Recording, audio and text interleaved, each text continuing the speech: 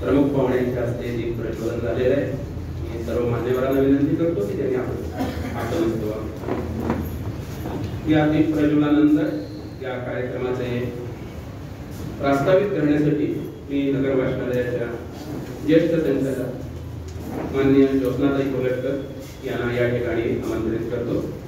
त्यांनी या कार्यक्रमाचे प्रस्तावित करण्यात आहे।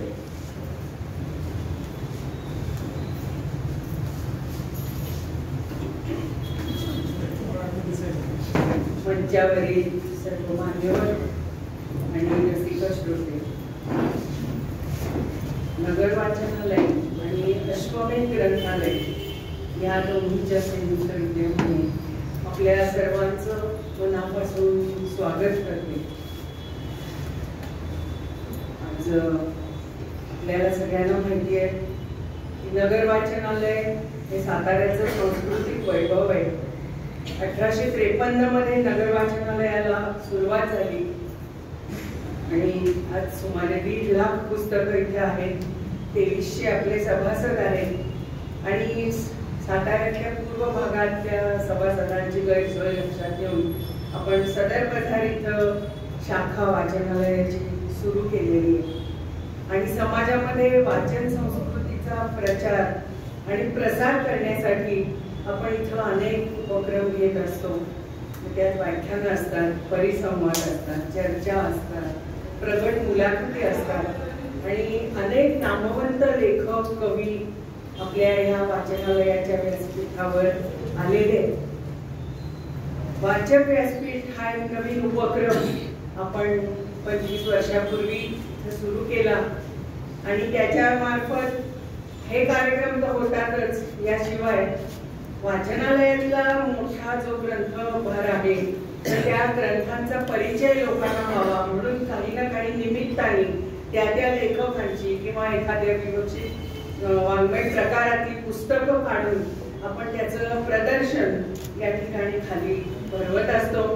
तसंच पुस्तक प्रकाशनाचे अनेक कार्यक्रम या वाचनालयाच्या व्यासपीठावर होत असतात। आज डॉक्टर राजेंद्र माने यांच्या मौनाचं या पुस्तकाचं प्रकाशन आज आपल्या सर्वांच्या साक्षीनं होत आहे। मला खूप आनंद वाटतोय आज की अनेक वर्ष झाली डॉक्टरांचा माझा परिचय झाला, तेव्हा ते नव्यानं इथे यायला लागले होते आणि आज खरंच हे बघता बघता त्यांची आज 25 पुस्तकं झाली आणि हे बघताना अभिमानाची गोष्ट आपल्या वाचनालयाला असं मला वाटतं। डॉक्टर माने लोकप्रिय कथाकार आहेत, कादंबरीकार आहेत, ललित लेखक आहेत, कवितेवरही त्यांचं प्रेम आहे।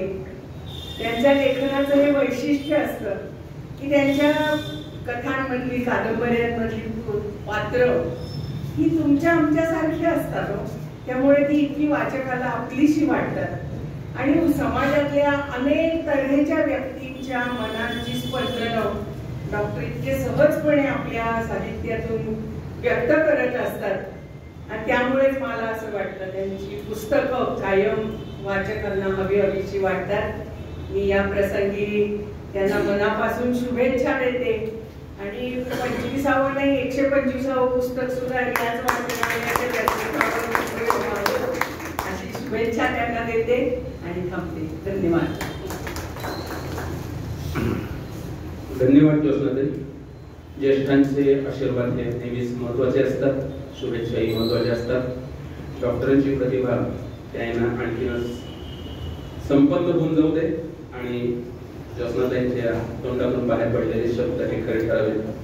या नंतर आपण या प्रास्ताविकानंतर आपण आज या कार्यक्रमाच्या जे प्रमुख पाहुणे आलेले आहेत त्यांचं स्वागत आणि सत्कार करणार आहोत, पण त्यासाठी आपण त्यांचा पहिल्यांदा परिचय जाणून घेऊया। प्राध्यापक निरंजन खरांदे हे रयत शिक्षण संस्थेच्या सातारा येथील सावित्रीबाई फुले महिला महाविद्यालयात अध्यापनाचे काम करतात। त्यांनी दैनिक लोकमत, सकाळ, ऐक्य, पुण्यनगरी, ग्रामोत्थान या वृत्तपत्रांमधून विपुल लेखन केलेले आहे आणि आजही ते चालू आहे। तसेच आकाशवाणी केंद्रावरील कार्यक्रमांच्या लेखनाचा आणि सादरीकरणाचाही त्यांना भरपूर अनुभव आहे। त्याचप्रमाणे समाजातील विविध कार्य केलेल्या विविध मान्यवरांच्या मुलाखती घेण्यामध्ये त्यांचा हातखंडा आहे.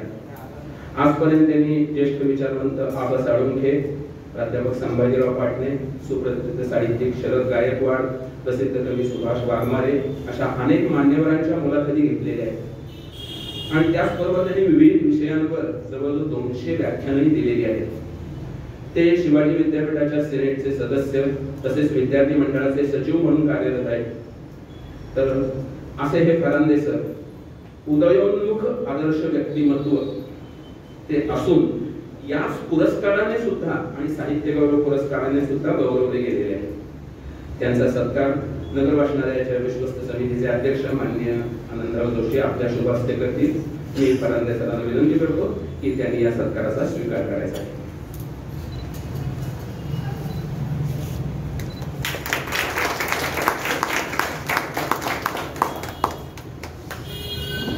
या सत्कारानंतर आपले दुसरे प्रमुख पाहुणे आहेत सुप्रसिद्ध लेखक निलेश महिगावकर. महिगावकर यांनी लिहिलेली चित्रभाषा आणि बाबरी कॉलिंग ही 2 पुस्तके प्रकाशित झाली आहेत आणि ती पुरस्कारांनी सन्मानित झालेली आहेत. दैनिक सकाळ, दैनिक लोकमत, प्रभात या वृत्तपत्रात त्यांनी 10 वर्ष स्तंभ लेखन केलेलं आहे.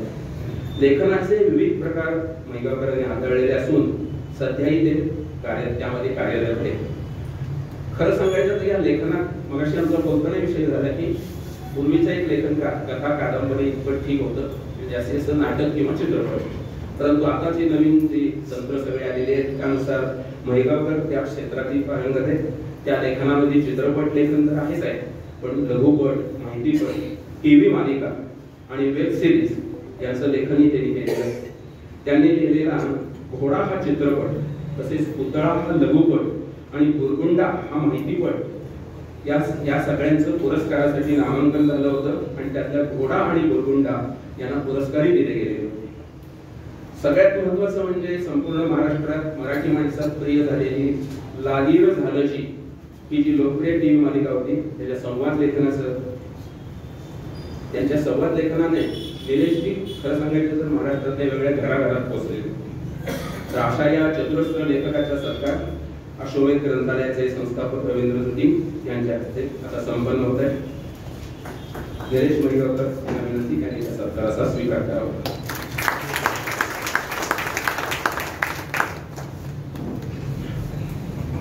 या 2 पुस्तकानंतर पुरस्कारांच्या नंतर आपण या ठिकाणी पुढील एक सत्कार घेतो.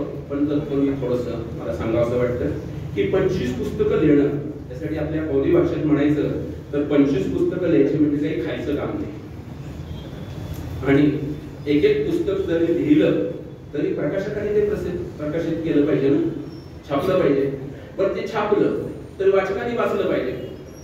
हे जे सगळे काही टप्पे आहेत त्या सगळ्या टप्प्यातून डॉक्टर राजेंद्र माने हे छानपणे एक टप्पा चढत पुढे गेलेले आहेत. आणि इतकंच नव्हे तर डॉक्टर राजेंद्र मानेंचं लेखन हे समीक्षकांनी गौरवलेलं आहे. त्यांच्या काही पुस्तकांनी पुरस्कारही मिळवलेले आहेत.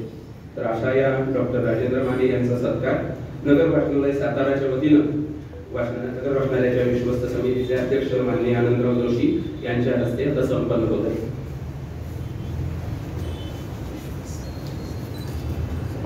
एक क्लोज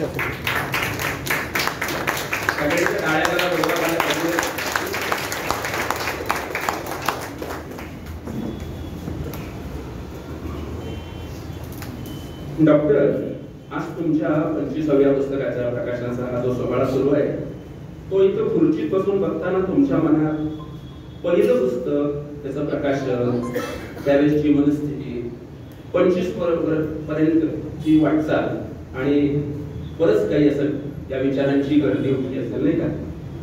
तेव्हा त्या विचारांना मौनाच्या कुलपाड बंद करू नका. आणि म्हणूनच तुम्हाला मी या ठिकाणी आमंत्रित करतो तुमच्या मनात उघडून सगळं काही सांगा.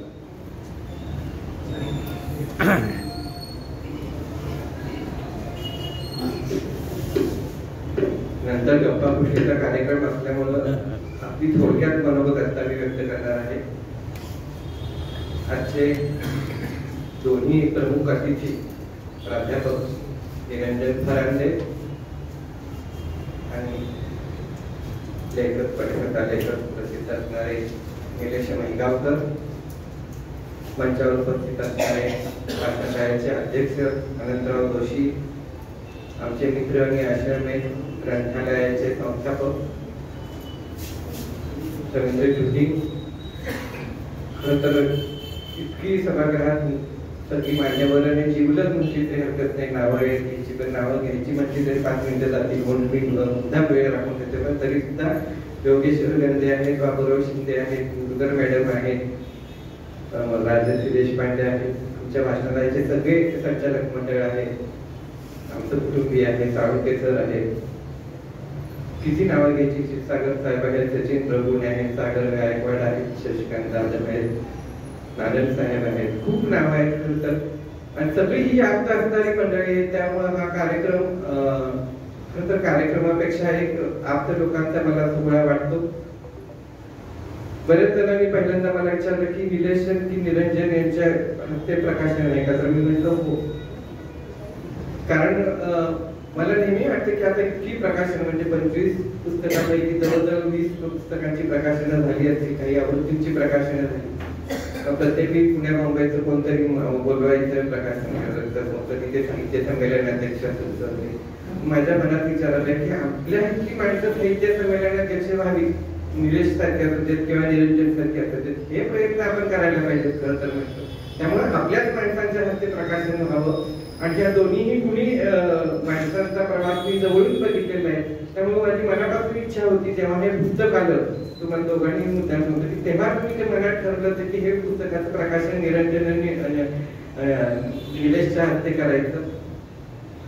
कारण काय असतं की एक ऊर्जा असते आपल्याला, आपल्या जवळ असती, त्यांच्या जवळ असती, ही ऊर्जा संक्रमित व्हायला हवी आणि ह्या ऊर्जेतून काहीतरी निर्माण व्हायला हवं. आणि वेगवेगळी योग्य पिढीच्या वयात ही ऊर्जा आपण संक्रमित केली तर त्यापासून निश्चित काहीतरी चांगलं होऊ शकेल याचा मला स्वतःला भरवसा वाटतो की दोन्हीही गुणी व्यक्तिमत्व अशी आहेत. अजून त्यांच्याजवळ समोर खूप मोठा कॅनव्हास आहे आणि ते खूप काही निर्माण करू शकतील याची खात्री माझ्या मनात आहे. त्यामुळं या आमच्या दोघांच्या हस्ते आज त्याचं प्रकाशन होतं याचा मला खूप आनंद आहे. दुसरे म्हणजे आज 31 ऑगस्ट तसंच 31 जुलै सॉरी, तर या दिवशी प्रकाशन ऑड डेला करायचं आणखीन एक वेगळं होतं. आजचं जे हे पुस्तक आहे ते मला बहिणीसारखा स्नेह देणाऱ्या आणखीन 2 वर्षापूर्वी 31 जुलैला त्यांचे निधन झाले. त्यांचा दुसरा स्मृतिदिन आहे त्या डॉक्टर शीतल अजय देशमुख यांना अर्पण केलेला आहे. म्हणून हा कार्यक्रम आज 31 जुलै रोजीच करायचा असं आम्ही ठरवलेलं होतं. आणि जेव्हा पुस्तक येतं तेव्हा प्रकाशनाची तारीख मी आधीच महिन्यात सांगितली होती. आज सुनीता राजे गावाला गेल्यामुळे त्यात उपस्थित नाही, पण तेव्हा सुनीता राजांना सांगितलं होतं मी पुस्तकाचं जेव्हा स्क्रिप्ट दिली की मला 31 जुलैचा आधी हे पुस्तक हवंय म्हणून. आणि खरोखर 31 जुलैच्या अगोदर 15 दिवसापूर्वी सुनीता राजेंनी सगळी पुस्तक मला आणून दिलेली. आज त्यांचा स्मृतिदिन असल्यामुळे त्यांच्याही आठवणीत आपल्या आयुष्यात अनेक माणसं येतात जातात, वेगवेगळ्या पद्धतीने ते आपल्याला खरोखर ऊब देत असतात, माया देत असतात, आधार देत असतात. ह्या माणसांचे सगळ्यांचं येणं जाणं आपल्या हातात नसतं की कोणी आपल्या आयुष्यात यावं आणि कधी कोणी जावं. हे सगळं जरी हातात नसले तरी ह्या सगळ्या माणसांच्यामुळं आपलं आयुष्य समृद्ध होत असतं. याची जाणीव काय आपल्या वय वाढताना सुद्धा मला वाटतं होत असतं की ही माणसं आपल्या आयुष्यात आली, आपल्याला काहीतरी देऊन गेलेली असतात. तर यांचं आपण काय एक अर्पण केलं म्हणजे ऋणी होतो अशातला भाग नाही, पण एक कुठेतरी आपल्याला वाटतं की या माणसाशी असणारा आपला जो ऋणानुबंध आहे तो त्याच्यानंतर सुद्धा कुठेतरी टिकून राहिलेला आहे. हा मनातला ओलावा कदाचित आपलं आयुष्य पुढे समृद्ध करायला महत्वाचा ठरत असेल. म्हणून आज 31 ऑगस्टला या पुस्तकाचं प्रकाशन केलेलं आहे. जास्त मी बोलत नाही, परत पुस्तकाबद्दल काय बोलत नाही, पण हे पुस्तकांचा 25 पुस्तकांच्या म्हणजे जवळजवळ 30 वर्षापूर्वी घ्यायला सुरुवात केली आणि आज 25 पुस्तकं झाली 30 वर्षामध्ये. त्याच्यामध्ये अनेकांचे हातभार लागलेले आहेत, अनेक संस्था आहेत, नगर वाचनालय आहे, आश्रमे ग्रंथालय आहे, काही दिग्गज आमचे सिरीज शिकणीच आहेत, त्यांनी सुद्धा माझे 2 कार्यक्रम मध्ये पुण्यामध्ये माझ्या साहित्यावर चर्चासत्र वगैरे केली. तर ही सगळी माणसं आहेत आणि वेळोवेळी पाठीवर हात ठेवणारी, आपण जे लिहिलं ते चांगलं लिहिलं असं सांगणारी, लिहित म्हणणारी जी माणसं असतात ती या सगळ्या पायवाटेवर कुठेतरी आपल्याला नेहमी या अशा वळणावर मागावरून बघताना जाणवतात. काही आपल्या आयुष्यात आता असतात, काही निघून गेलेली असतात, पण या सगळ्या माणसांचा एक लेखाजोखा म्हणजे मला वाटतं की हे साहित्य असतं. मग माझे पेशंट असू दे, मला कारण आज पेशंट सुद्धा माझ्या इथं काठेकरवरनी आलेले आहेत. ते माझ्या 3 पिढ्या त्यांच्या माझ्याकडे पेशंट म्हणून सध्या आहेत. पण या सगळ्यांनी मिळून मला समृद्ध केलं, कारण पेशंटनी मला इतक्या कथा दिल्या. खरं तर आता मुलाखत, पण ह्या सगळ्यांनी मिळून हे सगळं मला लिहायला लावलं असं मला वाटतं. आणि म्हणून आज 25 पुस्तकापर्यंतचा प्रवास झालेला आहे. मी त्यापासून बोलता माझं मनोगत तिथं थांबवतो. बाकी गप्पा गोष्टीत आपल्याला काही थोडेफार जे काही बोलले असतील ते आपल्याला गप्पामधून उलगडे जातीलच. आज पद्माकर पाठकजी आज माझ्या पाठीमागं ते वयाने ज्येष्ठ आहेत. विनाकारण मला सरकार इतिहास लिहिण्याचं मोठं काम त्यांनी केलेलं आहे. खरं तर अशी महत्वाची पुस्तकं असतात. बऱ्याच वेळा फिल्मी म्हणून कदाचित कमी त्याच्याकडे दुर्लक्ष जातं, काही वेळा त्याचे उल्लेख केले जाते. पण पाठकजी तुम्ही हे जे केलेले काम आहे हे अनेक पिढ्यांना पुढे लक्षात राहणार आहे. आजची पिढी आहे की पॉपमध्ये जास्त गेली असली तरी सुद्धा अमित सायनींच्या पासून लताबाई मुकेश वगैरेच्या ह्या लोकांनी आमचं आयुष्य किती समृद्ध केलंय हे पुढच्या पिढीला कळणार नाही, कारण आता त्यांना ते लक्षातच येत नाही. आता इतिहास लिहिणाऱ्या पद्माकर पाठकजी इथं आहेत, अच्युतराव गोडबोले आमचे आलेले आहेत, अनेक सगळी मंडळी आहेत, आमचे मित्र हेमंतराव गुजर आहेत. आपण सर्वांनी याला तुम्ही खरं तर एक आतून मनात एक ओलावा निर्माण झाले की खरंच आपल्याबरोबर आपल्या वाटेवरची साक्ष असणारी सगळी माणसं आहेत. त्याच्यामुळे ही वाट आपली कायम जिरवाळलेली राहिलेली आहे याची जाणीव मला आहे. मी जास्त न बोलता आपल्या प्रमुख वक्त्यांचं मनोगत तुमच्या इतकंच मला यात ऐकून घेण्याची उत्सुकता आहे. थांबतो. धन्यवाद. धन्यवाद डॉक्टर. एक अध्यात्मातला एक नियम आहे की जो दुसऱ्याला मोठा समजतो तोच खरा मोठा असतो. डॉक्टर राजेंद्र मानेंचा स्वभाव हा असा आहे. त्यांच्यावर एक आर्टिकल लिहित असताना मी लिहिलेलं होतं त्यांच्या एका वाढदिवसाच्या प्रसंगी की दुसऱ्या लेखकाला मोठं करणारा, दुसऱ्याचं मोठेपण मान्य करणारा लेखक, तर मीच काय ते लिहितो आणि माझंच काय ते सगळं चांगलं असे समजणारे हे जण असतात. पण डॉक्टर मानेंचं कामच वेगळं. आणि म्हणूनच त्यांनी कदाचित आज त्यांनी सांगितलं की मला घरचा कार्यक्रम वाटतो म्हणून या निलेश आणि रंजन यांना बोलवलेला आहे. परंतु माझं असं मत आहे की ही पुढच्या पिढीची लेखक मंडळी आहे, त्यांना प्रोत्साहित करण्यासाठी सुद्धा त्यांना खास तुम्ही आमंत्रण केलं असं माझं मत आहे. आणि हे दोघं जण नुसतं मोठं लेखक होऊन चालत नाहीये, तर त्याबरोबर मोठ्या मनाचा लेखक पण लागतो. हे डॉक्टरांच्या बोलण्यातून आता म्हणजे लक्षात आले. एकूण त्यांच्या वागण्यातूनच ते नेहमीच दिसून येत असतात. त्यांनी आता त्यांचा हा मनोगत व्यक्त केलेला आहे. आणि आपल्या या कार्यक्रमाचा जो दुसरा भाग आहे नंतरचा साहित्यिक गप्पाचा, त्यामध्ये ते अजूनही आपल्या लेखनाबद्दल सांगतील. परंतु अनेक घटना केवळ अशा घडत असतात आणि त्यातून काहीतरी ही कथांची बीजं पुढे येत असतात आणि त्यातूनच डॉक्टरांचं लेखन हे घडत गेलेलं आहे. ते असंच घडत राहावं या शुभेच्छानंतर आपण पुढच्या या कार्यक्रमाच्या टप्प्याकडे वळूया की आता या मनोगतानंतर तो एक क्षण आलेला आहे ज्यासाठी आजचा हा कार्यक्रम आयोजित केला आहे. तो क्षण म्हणजेच डॉक्टर राजेंद्र माने यांच्या 25व्या पुस्तकाचं प्रकाशन. आजचे प्रमुख पाहुणे प्राध्यापक निरंजन फरांदे, सिद्धहस्त लेखक निलेश मैगावकर यांनी आपल्या शुभ हस्ते या पुस्तकाचं प्रकाशन करावं अशी मी त्यांना विनंती करतो. प्रदीप कांबळे आणि वैद्यही कुलकर्णी आपण जरा व्यासपीठावर यायचं आहे.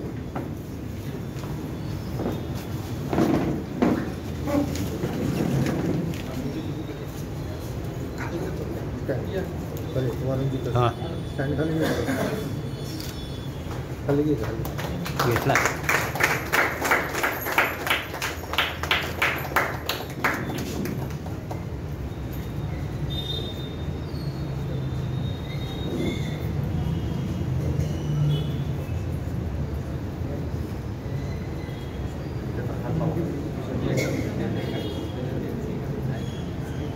सर थोडं क्लोज आहे, थोडं क्लोज आहे.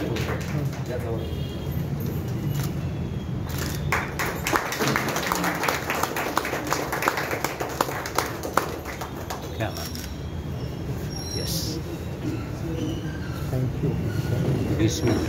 घेतला की लगेच का मौनाचं कुलूप उघडलं नव्याने प्रकाशित आणि यानंतर मी आत्ताच सांगितलं जसं जेव्हा आपल्या हातात येईल तेव्हा त्यातल्या कथा वाचत असताना जसं डॉक्टरांच्यातला प्रतिभावंत लेखक दिसून येतो तसंच त्यांनी आता त्यांच्या मनोबलाच उल्लेख केला असं या पुस्तकाच्या अर्पण पत्रिकेतून जिव्हाळ्याचे संबंध कसे राखले जावेत हे त्यांच्या मोठ्या मनाचं दर्शनी आपल्याला या अर्पण पत्रिकेतून दिसत. या पुस्तकाची पहिली प्रत ही या ठिकाणी शीतल देशमुख यांचे पती डॉक्टर अजय देशमुख यांना प्रदान करायची आहे, परंतु त्यांच्या तब्येतीमुळे ते येऊ शकलेले नाही. पण डॉक्टर राजश्री देशपांडे या ठिकाणी उपस्थित आहेत. मी त्यांना विनंती करतो की त्यांनी ही अजय देशमुखांच्यापर्यंत ही प्रत पोस्ट करायची आहे. या पुस्तकाची पहिली प्रत आपल्याकडे सुपूर्द केली जात आहे. मॅडम मध्ये आत या.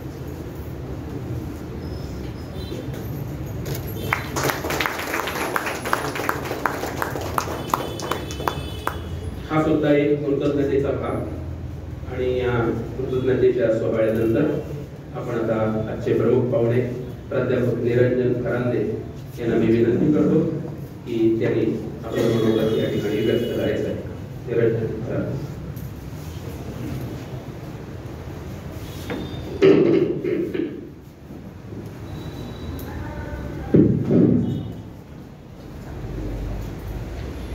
सगळ्यांना मनपूर्वक नमस्कार. साताऱ्याच्या साहित्य आणि सांस्कृतिक चळवळीचे केंद्र असलेल्या या नगर वाचनालयातल्या ऐतिहासिक पाठक हॉलमध्ये आज एका आनंद सोहळ्यासाठी आपण सगळेजण उपस्थित आहोत. आदरणीय डॉक्टर राजेंद्र माने सरांचं मौनाचं कुलूप हे 25वा पुस्तक, 25वा पुस्तक आणि 8वा कथासंग्रह या ठिकाणी प्रसिद्ध झालेला आहे, प्रकाशित झालेला आहे. मी सुरुवातीला त्यांचं अगदी मनापासून अभिनंदन करतो आणि त्यांच्या पुढील वाटचालीला अगदी मनपूर्वक अशा शुभेच्छा देतो. या कार्यक्रमाच्या निमित्तानं विचार मंचावरती उपस्थित असलेले आदरणीय अनंत जोशी सर, त्याबरोबरच आदरणीय रवींद्र झुटिंग सर, आणि खूप अवघडल्यासारखं होत आहे कारण आम्ही सूत्रसंचलन करावी आणि त्यांनी बोलावं. आदरणीय पद्माकर पाठकजी, महाभारतामध्ये मला प्रसंग सतत आठवत होता की ज्या वेळेला कुरुक्षेत्रावरती अर्जुन लढाईला उभा राहिला होता त्यावेळी त्याला त्याची आयुध उचलता येत नव्हती. गलित गात्र तो झालेला होता कारण समोर सगळी माणसं जी दिसत होती ती रथी महारथी होतीच, ती आपली माणसं होती. आता ही संकल्पनाच फार निराळी आहे आणि सरांच्या मनाचा मोठेपण आहे की आमच्यासारख्या तरुण नव्या पोरांचं, म्हणजे तुमच्या पुस्तकं 25 झाली पुस्तकांची आणि आमची अजून वय पण तेवढी नाही, अशा स्थितीमध्ये आमच्या हातून पुस्तकाचं प्रकाशन करण्याचं मोठेपण हे जरी आपण दाखवलेलं असलं तरी सुद्धा साहित्यातली इतकी जाणकार माणसं समोर आहेत ज्यांनी या साहित्य चळवळीमध्ये आयुष्य घातलेली आहेत, ज्यांच्या नावावरती अनेक पुस्तकं आहेत, कविता संग्रह आहेत, ज्यांची 5-5 हजार व्याख्यानं झालेली आहेत.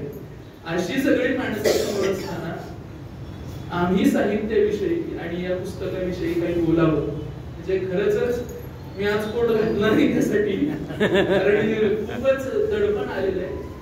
पण तरी देखील सरांच्या साहित्यातनं मला जे उमगलं, जे मी जाणवलं, जे मला समजलं ते आपल्या समोर मांडण्याचा प्रयत्न आम्ही या निमित्ताने करणार आहे. दुसरी महत्वाची गोष्ट की अशा लोकांच्या समोर मी तो करतोय की इथं पट्टीचे वाचक असलेले बाबुराव शिंदे आहेत आणि ते गुरुच आहेत माझे खरं तर प्रभुणे सर आहेत, म्हणजे साहित्याची जाण असणारी सगळी माणसं आहेत, लेखक मंडळी आहेत आणि यांच्या समोर खरं ही मांडणी मला करायची आहे. आदरणीय माने सरांच्या 25 पुस्तकांचा जर ऊहापोह केला तर या 25च्या 25 पुस्तकांमध्ये एक महत्वाचं वैशिष्ट्य आहे, ही सगळी पुस्तकं ही लोकप्रिय साहित्याच्या प्रकारामध्ये बोलणारी आहेत आणि ही सगळी पुस्तकं ही लोकांना फार आवडणारी पुस्तकं आहेत. जे साहित्यामध्ये अवघड, किचकट किचकट क्लिष्ट भाषेचा जंजाळ करणारं, भाषेवरती खूप अशा पद्धतीचा काम करून लिहिलेलं असंही एक लेखन मराठी साहित्यामध्ये आहे आणि त्यात खूप दर्जेदार असं काहीतरी असतं, अशी चर्चा होत असते आणि ते खरं पण आहे. पण तरी देखील आपलं लिहिलेलं साहित्य हे अगदी समाजातल्या शेवटच्या तळागाळातल्या माणसापर्यंत पोहोचलं पाहिजे. आपल्याला जे सांगायचंय, जे म्हणायचंय ते त्याच्यापर्यंत जसंच्या तसं गेलं पाहिजे. ही पण एक गोष्ट नेहमी लक्षात घेण्यासारखी असते आणि माने सरांच्या भाषे बाबतीमध्ये मला ती आवर्जून इथं नोंदवावीशी वाटते. दुसरी महत्वाची गोष्ट, 3 दशकं त्यांनी लेखन केलेलं.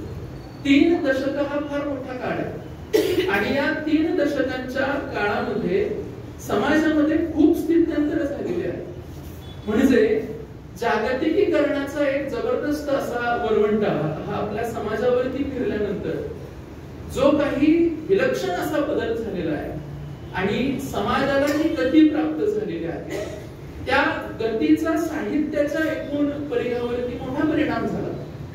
तो परिणाम, तो हाताळणं आणि त्यातनं परत पाहून सुलाखून पुन्हा उभं राहणं आणि पुन्हा समाजाला काहीतरी एक दिशा दाखवण्याचं काम करणं, ह्या सगळ्या गोष्टी साहित्यामध्ये माने सरांच्या आपल्याला दिसतात. आणि त्यांचे एकूण 8वं पुस्तक, हा 8वा कथासंग्रह आहे.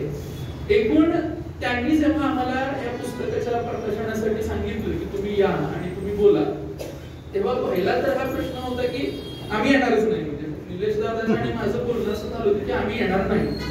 आणि त्याच्यावरती परत 8-15 दिवस आमची शांतता होती की नाहीच येणार. आम्ही कसं येणार, काम म्हणून येणार आहे. आम्ही काम करायला येऊ त्या कार्यक्रमामध्ये, कार्यकर्ता म्हणून येऊ, पुढे बसून ऐकायला येऊ, पण हे कसं काय, म्हणजे आमच्या हस्ते कसं. तर त्यांचं अरुणाताई ढेरेंशी ते बोलणं झालेलं होतं आणि त्यातून ही संकल्पना त्यांना जी त्यांच्या मनात होती ती त्यांना सांगितली आणि त्यांनी होकार दिला की नाही असंच करा, हे छान होईल. आणि त्यामुळे त्यांनी आम्हाला बोलवलं. पण त्यांच्या ह्या एकूण सगळ्या साहित्याच्या प्रवासामध्ये आम्ही जन्माला येण्याच्या आधीपासूनची जी सामाजिक परिस्थिती होती, त्या सामाजिक परिस्थितीचा उहापोह आहे, त्यानंतर जागतिकीकरणाचा आणि आत्ताच्या समकाळामध्ये जे काही घडतंय त्या तिन्ही टप्प्यांवरती त्यांनी समाज अनुभवलेला आहे आणि त्यातून त्यांचं लेखन ह्या आकाराला आलेलं आहे. आता या लेखनामध्ये म्हणजे त्यांना कधीतरी पौराणिक साहित्याकडे व्यथापर्वाच्या निमित्तानं जावंसं वाटलं आणि महाभारतामधल्या 5 व्यक्तिरेखांच्या आयुष्याचा वेध घेणाऱ्या कथा त्यांनी त्याच्यावरती लिहिल्या. हे एका बाजूला आहे आणि दुसऱ्या बाजूला तिथपासून सुरू झालेला त्यांचा प्रवास जिगोलो आणि इतर कथांपर्यंत पण येऊन ठेवतो. आणि जिगोलो सारखा मराठी साहित्यामध्ये अलक्षित राहिलेला विषय हा ताकदीनं मांडण्याचं काम ते करतात आणि तिथपर्यंतच ते रंगाळत नाही, त्याच्या पुढे सुद्धा जाऊन ते मौनाच्या कुलुपाच्या निमित्तानं समाजातला एक प्रचंड मोठा असा वर्ग आहे शोषितांचा, वंचितांचा, त्यांचंही जगणं मांडण्याचा प्रयत्न करतात. म्हणजे एकूण सबंध समाजाला कवेत घेण्याची ताकद असलेला समकाळातला हा एक अत्यंत सशक्त कथाकार आहे असं माझ्यासारख्या छोट्या मुलांना जरी म्हटलं तरी सुद्धा ते वावगं ठरणार नाही. साहित्याची जाण असलेल्या प्रत्येकाच्या मनातली हीच भावना असण्याची दाट शक्यता आहे.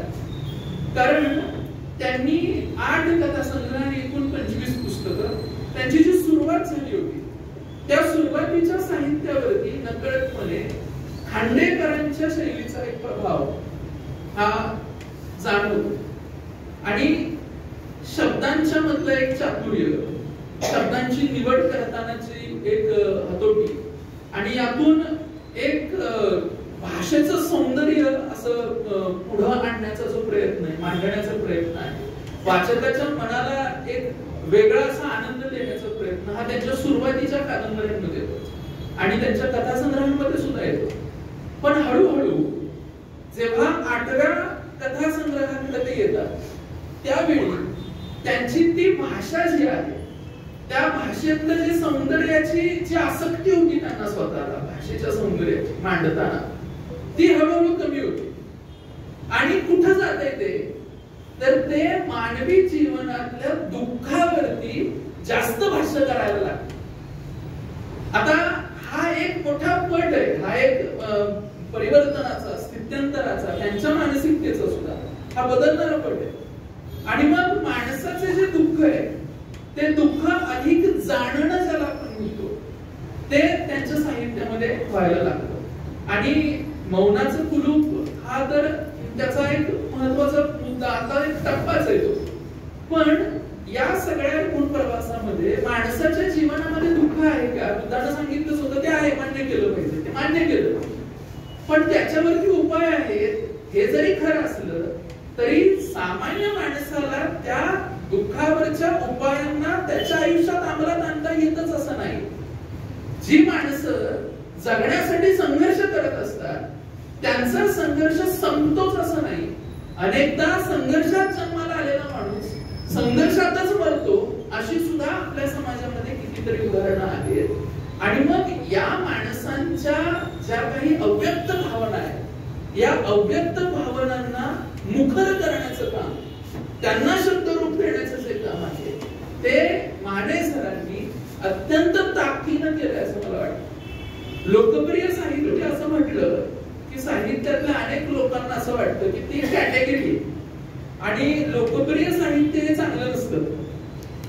वास्तविक लोकप्रिय साहित्य लिहिण्यासाठीचं जे कसब आहे ते सुद्धा प्रत्येकाला साध्य होईल असं नाही. आणि लोकप्रिय साहित्य दुय्यम दर्जाचं हा तर फार मोठा गैरसमज मराठी साहित्यातला आहे. कारण लोकांच्या माणसाच्या जनमानसाच्या मनाचा ठाव घेणं ही एक कसरत आहे मोठी. आणि आपल्याला जे म्हणायचंय, आपल्याला ज्या गोष्टीवर प्रकाश टाकायचा आहे तेही त्यावेळी योग्य रीतीने म्हणता येणं, ह्या सगळ्याच गोष्टी माने सरांना साध्य झालेल्या आहेत. जिगोलो सारखा विषय मी जाणीवपूर्वक इथं मांडण्याचा प्रयत्न त्या विषयावर काही भाष्य करू इच्छितो की मराठीमध्ये स्त्रियांच्या जीवनातली दुःख खूप आलेली आहेत साहित्यामध्ये. स्त्रियांच्या मध्ये जे वेश्या व्यवसाय करणाऱ्या स्त्रिया आहेत त्यांच्यावर खूप लिहिलं गेलेलं आहे. आणि स्त्रीवादामध्ये स्त्रियांचं दुःख आणि त्या सगळ्या गोष्टींवरती खूप भाष्य झालं. पण पुरुष वेश्या नावाचा काही एक प्रकार असतो आणि त्याच्यामध्ये सुद्धा महानगरांच्या मध्ये हाताला लाल रुमाल बांधून अनेक जण स्वतःच्या जीवनामधला संघर्ष संपत नाही म्हणून त्या वाटेवर जाऊन उच्चभ्रू लोकांच्या घरामधल्या स्त्रियांच्या शरीर सुखाची भूक भागवण्यासाठी उभे असतात. आणि त्यांच्या मनातलं जे दुःख आहे, त्यांच्या मनातल्या ज्या वेदना आहेत, त्या पुरुषाचं जे शोषलेपण आहे ते सगळं मराठीमध्ये फार कमी बहुपाद्य वगैरे काही ठिकाणी आहे. पण तेवढ्या ताकदीनं ते आलेलं नव्हतं. जिगोलो आणि इतर कथेमध्ये ते आलं. जिगोलो ही त्यांची जी कथा आहे त्या कथेमध्ये ही जी मांडणी त्यांनी केलेली आणि त्यानंतर त्यांच्याशी माझं काही बोलणं झालं तेव्हा त्यांनी सांगितलं की ते सहज अशीच काल्पनिक कथा नाही, ती कल्पना विलास नव्हे. अनेकांशी तो व्यवसाय करणाऱ्या अनेकांशी त्यांना फोनवर बोलावं लागलं. त्यातल्या अनेकांनी बोलायला नकार दिला. तो नकार पासून पुन्हा त्यांनी संशोधन केलं. काही जणांनी ओळख लपवून व्यक्त झाले, काही त्यांना सांगितलं. आणि एवढ्या सगळ्या गोष्टींचा अनुभव घेऊन म्हणजे एक प्रयोगशीलता ही साहित्यामध्ये ही माने सरांनी दाखवली आणि ती कथा लिहिली. त्या कथेचं जे कथानक आहे त्याच्यामध्ये ज्या स्त्रीला त्या पुरुषाची आवश्यकता आहे ती त्याला पहिल्यांदा बोलवते, त्याच्यानंतर परत त्यांच्यामध्ये काही भावबंध निर्माण होण्याचा एक संभव झालेला असतो.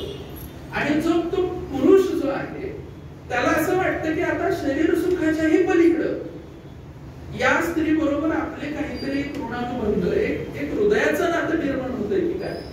पण तत्क्षणी ते तुटतं. म्हणजे पुन्हा त्याच्या वाट्याला तू एक वस्तू आहेस, भोगवस्तू आहेस आणि तेवढंच तुझं उपयोगिता मूल्य होतं आणि ते संपलं की तू संपलास. तुझा आणि माझा काही भावनिक तिथं संबंध राहत नाही. ही जी काही मांडणी केली आणि हे करताना एक संहतशैली, कुठेही भडकपणा आणि त्यांच्या एकूण साहित्यातच भडकपणा नाही.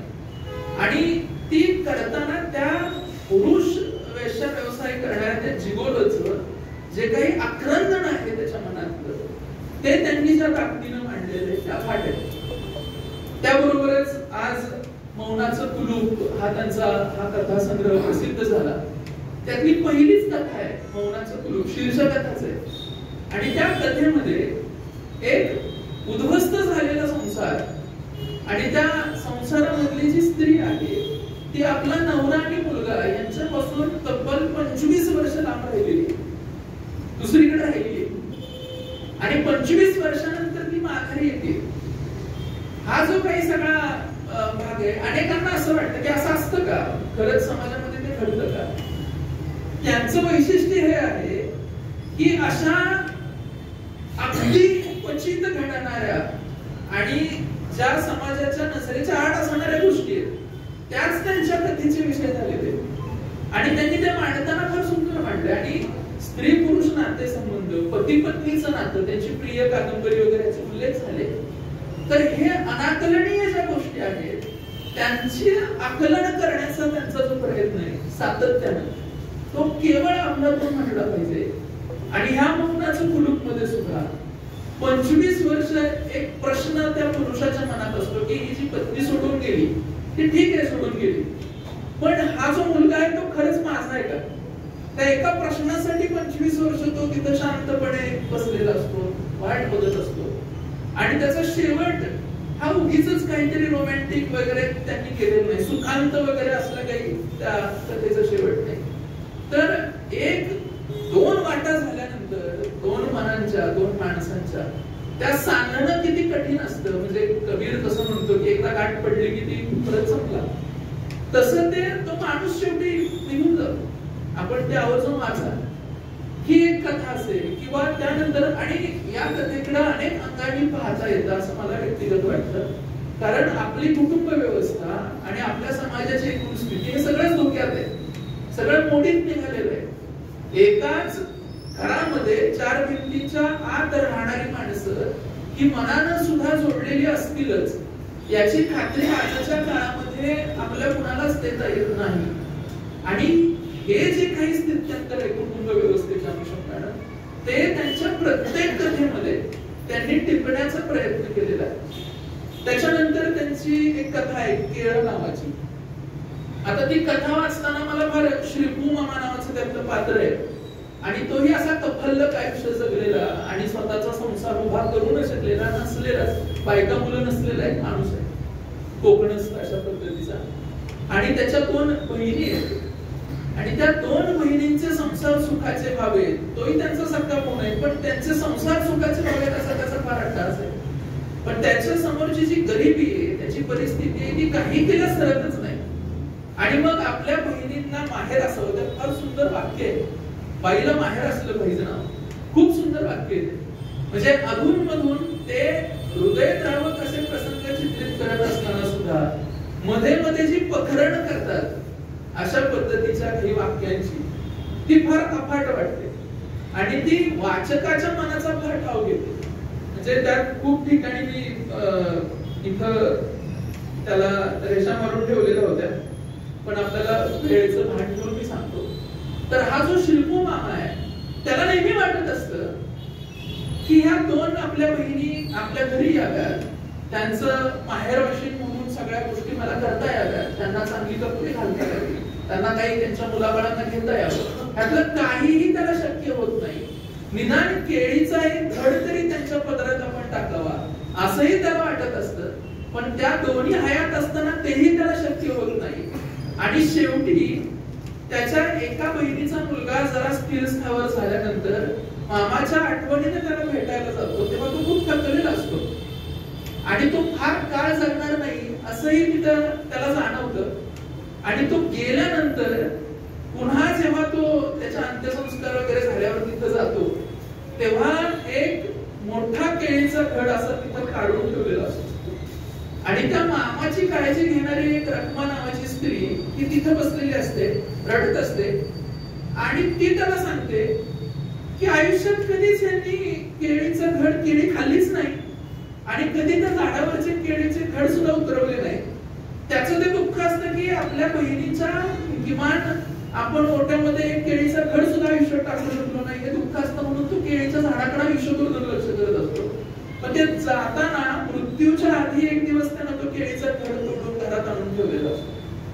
आणि मग या त्याच्या भाच्याला प्रश्न पडतो की ज्या माणसानं केळीच्या झाडाशी नातच तोडलं होतं, तो मृत्यूच्या समयी तो फळ का म्हणून काढून आणून कोपऱ्यात ठेवत असेल, त्याच्या पाठीमागच्या भावना काय असतील. आणि त्याचा शेवट फार सुंदर आहे की ज्या बहिणी निघून गेल्या, दुःखात निघून गेल्या, त्यांना उभ्या आयुष्यात कधी ते सुख सुद्धा मिळू शकलं नाही. आता तोही त्या मार्गाने तिकडे निघालाय, त्यासाठी तो आणून ठेवलाय की काय केळीचं झाड. म्हणजे अशा पद्धतीच्या काही कथा, त्यातल्या भावना त्या फार महत्वाच्या त्यांनी तिथं मांडण्याचा प्रयत्न केलेला आहे. आणि त्यांची आणखीन एक पटलं तर होय म्हणा नावाची एक कथा आहे, ती तर फार विलक्षण आहे. एक साधी सरळ बाई आहे लक्ष्मी नावाची, आणि तिचाही असाच नवरा दारुडा आहे. तो काहीही घरात करत नाही, संसाराला हातभार नाही, काहीच नाही. ही बाई सतत कष्ट करते, इकडे जाते तिकडे जाते, धुणी भांडी करते, स्वयंपाक करते लोकांचा, मुलं आहेत पदरामध्ये, त्या मुलांना शिकवण्यासाठीचा अट्टास सुरू आहे. आणि शेवटी काहीच भागत नाही म्हणून ती बाई एका माणसाबरोबर राहण्याचा तिचा प्रकार सुरू होतो. समाज छिथू करतो, सगळ्या गोष्टी होतात, पण तिच्या त्या माणसाच्या सहवासात राहण्यामुळे तिला काही आर्थिक फायदे होत असतात आणि त्या फायद्यांचा उपयोग तिच्या मुलाच्या शिक्षणासाठी होतो. समाज तिच्याकडे फार वाईट नजरेने पाहत असतो. लेखक म्हणून माने ह्या सगळ्या गोष्टी मांडताना तटस्थ राहत आहे. ते समाजाच्याही बाजूने जात नाहीत आणि स्वतःही त्याच्यावर काही भाष्य करावं असं त्यांना वाटत नाही. ते वाचकावरती हे सगळं सोडतात की तुम्ही कसं पाहता या गोष्टींकडे. ह्या सगळ्या अनैतिक या संज्ञेच्या खाली बसणाऱ्या गोष्टी आहेत, पण त्या खरंच अनैतिक म्हणायच्या का? त्या कथेमध्ये त्या बाईनं तिची सगळी मुलं चांगली शिकवली, ती रांकी लावली, आणि रांकी लावल्याच्या नंतर जेव्हा सुखाचे दिवस येतील असं तिला वाटतं, तेव्हा त्या मुलांनी तिला आई म्हणायलाच नकार दिला. ती व्यभिचारी बाई आहे आमच्या आयुष्यातली आणि तिनं आमच्या बरोबर राहू नये. आणि दारुडा बाप त्यांना प्रिय वाटला आणि त्याला ते घेऊन त्याच्या बरोबर राहायला लागले. ती बाई तशीच राहिली. समाजामध्ये जर बारकाईनं पाहिलं तर अशा अतृप्त माणसांची, दुःखानं त्यांचं आयुष्य बरबटलेलं आहे, अशा माणसांची संख्या फार मोठी आहे. मुखवट्या आडचे जे काही माणसाच्या आयुष्यातले दुःख आहेत ते भेदून मुखवटा आत बघण्याची जी दृष्टी लागते, ती दृष्टी ही माने सरांच्या एकूण सगळ्या साहित्यामध्ये मला नेहमी जाणवत आलेली आहे. आणि हेच त्यांच्या साहित्याचं एक महत्वाचं बलस्थान आहे. कारण माणसाच्या चेहऱ्यावरच्या भावना वेगळ्या असू शकतात आणि त्याच्या आत डोकावल्यानंतर काहीतरी वेगळं असतं, आणि तो आतल्या मनाचा जो तळ आहे तो ढवळून त्यातनं काय सापडते हे कसं त्यांना गेल्या 30 वर्षांमध्ये साध्य झालेलं आहे हे निश्चितच आहे. आणि डॉक्टरांना नस अर्थात रुग्णाची सहज सापडते, मनाची नस ही त्यांना सापडलेली आहे त्यांच्या साहित्यामध्ये. आणि म्हणून हा सगळा या त्यांच्या साहित्याचे जे काही विषय आहेत ते अशा पद्धतीचे. आणि मराठीमध्ये कथेला अगदी साहित्याची सुरुवात जेव्हापासून झाली, भाषेची सुरुवात जेव्हापासून झाली तेव्हापासूनची एक अखंड अशी परंपरा आहे. आणि अगदी भाषेचा जेवढा वय आहे आपल्या तेवढेच कथेचं सुद्धा वय निश्चितपणे आहे. अगदी महानुभाव संप्रदायातली चिवकाऊची गोष्ट जरी घेतली तरी सुद्धा खूप मोठा टप्पा मराठी कथेनं पार केलेला आहे. आणि माने सरांच्या कथा ह्या अशा टप्प्यावरच्या कथा आहेत की त्या मध्यावरच्या आहेत बरोबर साहित्यातल्या. म्हणजे 1960चा जो काळ आहे जिथं वाङ्मयाचे अनेक प्रवाह निर्माण झाले, तर त्या प्रवाहाच्या पुढचं एक स्थित्यंतराचा जो काळ होता मराठी साहित्यातला, काही उलथापालथींचा काळ होता, तिथपासून जागतिकीकरणानंतरचा जो काही काळ आहे, ह्या सगळे टप्पे अनुभवणारं एक व्यक्तिमत्व आणि एक साहित्य त्यांचं. आणि त्याचे सगळ्याचे जे काही थोडे थोडे कवडसे त्यांच्या साहित्यामध्ये नेहमी दिसतात. पण फडके खांडेकरी काळातल्या साहित्याच्या वळणावर ते जाता असं कधी कधी क्षणभर वाटतं, पण तसं ते नाहीये. कारण या साहित्याला समकाळाची एक जबरदस्त अशी जाण असलेलं, भान असलेलं ते साहित्य आहे. आणि माणसाचं दुःख साहित्यामध्ये मांडणं आणि सामान्य माणसाच्या व्यथेला वेदनेला मुखार करणं हे साहित्यिकाचं एक कर्तव्य आहे महत्वाचं, आणि ते सरांनी खूप ताकदीनं आजपर्यंत केलं. मौनाचं कुलूपच्या निमित्तानं सुद्धा ही गोष्ट पुन्हा एकदा अधोरेखित झालेली आहे, आणि मी सरांचं पुन्हा एकदा अभिनंदन करतो. त्यांच्या एकूण साहित्याला, त्यांच्या साहित्यिक प्रवासाला शुभेच्छा देतो. ते चिरतरुण दिसतात अर्थात आहेत, आणि ते असेच राहतील. आणि 25वे पुस्तक जरी आलं असलं तरी मगाशीच ते जे म्हणाले आदरणीय ज्योत्स्नाताई म्हणाल्या होत्या की 125व्या पुस्तकापर्यंत वगैरे, तर निश्चितपणाने ते जातील. आमच्यासारख्या तरुण मुलांचे जे पालक आहेत नवलेखकांचे, असं आम्ही नेहमी म्हणतो, आणि त्यांनी आमचं पालकत्व स्वीकारलेलं आहे. त्यामुळे त्यांनीच जे काही वाट निर्माण केलेली आहे त्या वाटेनं पुढे जाण्यामध्ये निश्चितपणाने आम्हाला आनंद आहे. यानंतर निलेश दादा काही मांडणारच आहे, त्याची उत्सुकता आहे. मी थांबतो. धन्यवाद. धन्यवाद निरंजनजी. अत्यंत अभ्यासपूर्ण असं, म्हणजे डॉक्टर क्षेत्रात काहीतरी शस्त्रक्रिया करून शरीरातली आतली सगळी उकलतात, बाहेर बघत असतात, तसं ह्यांच्या माण्यांच्या साहित्य शरीरातलं चढ उतार कमी जास्त सगळं काही, म्हणजे हे सुद्धा साहित्यातले डॉक्टर म्हणायला हरकत नाही. फक्त मला एक 2-3 गोष्टी आवर्जून सांगायच्या की निरंजनजी तुम्ही म्हणला की आम्ही सूत्रसंचालन करायचं आणि तुम्ही भाषण करायची वगैरे, पण हे लक्षात घ्या, मी काय किंवा माझे समकालीन वैद्य असू देत, प्रदीप कांबळे असू देत, आम्ही श्रीकृष्णाचा आदर्श पुढे ठेवलेला आहे. सुदर्शन चक्र चालवता येतं, पण प्रसंगी सारथ्य सुद्धा करायला लागतं. ते त्यांना आम्हाला शिकवलेलं आहे. त्या कारणानं आम्हाला हे सूत्रसंचालन पाहिजे, करत नाही, भाषणच करतो असं काही म्हणता येत नाही. आणि माझ्या सिनेमाच्या भाषेत सांगायचं तर मेरा नाम जोकर मधल्या गाण्यात हिरो से जोकर बन जाना पडता है, ते पाहायला तर तेव्हा असंही घडलं. आता निरंजनने फार सुंदरपणे माने त्या कथा लिहिलेल्या आहेत, त्या संदर्भात चांगलंच त्याचं विश्लेषण केलेलं आहे, मांडलेलं आहे. परंतु अर्थात हे विश्लेषण जरी असलं तरी प्रत्यक्ष काय म्हणतात ना, प्रत्यक्ष वाचण्यातला एक आनंद वेगळाच असतो. आणि या पुस्तकाचं जेव्हा तुम्ही वाचन कराल तेव्हा तुमच्या लक्षात येईल त्यांनी ज्या केळ या कथेचा उल्लेख केलेला आहे, त्या केळ कथेतली 3 वाक्य मला सांगायची आवर्जून वाटते. कारण त्यांनी सांगितलं मला तर ती कथा प्रचंड आवडलेली आहे आणि त्यातली सगळीच वाक्य छान आहेत खरं सांगायचं. पण तरी सुद्धा मानेंच्यातला प्रतिभावंत कुठे दिसून येतो तसा तो प्रत्येक पानापानात दिसून येतोच आहे. पण मला केळ मधला जो जास्त 4 वाक्य पाहुणे ती सांगतो. आमच्या कुटुंबात अंधारच जास्त वावरला होता. सुख काही काळ पडवीत खेळायचं, पण कोनाड्यात दबून बसलेली दुःख अचानक बाहेर पडायची. पडवीवरची सुख मग जणू घाबरून दूर दूर पडायची. पडवीतली उजेडाची तिरिकी मग काळवंडून जायची. करकरीत तिनिसांची हा खेळ संपून जायचा. सुखाना परतीची वाट सापडायची नाही. त्यांच्या पडवीत सांडलेल्या आठवणी मात्र तशाच राहिल्या. दुःख मात्र बराच काळ ब्रह्म म्हणून वावरत राहिले. अत्यंत सुंदर उपमा आणि सुंदर वर्णन हे डॉक्टरांनी या ठिकाणी केलेलं आहे. आपण आता निरंजन यांच्याकडून ऐकलेलं आहे. आता ह्याच एका कसं असतं की प्रत्येकाची बघण्याची भूमिका वेगळी असते. एखादा माझ्या सिनेमाच्या भाषेत सांगायचं तर एक कोणत्या अँगलनं सिनेमा बघल, एक गाण्याच्या अँगलनं बघल, एक अभिनयाच्या, एक दिग्दर्शकाच्या.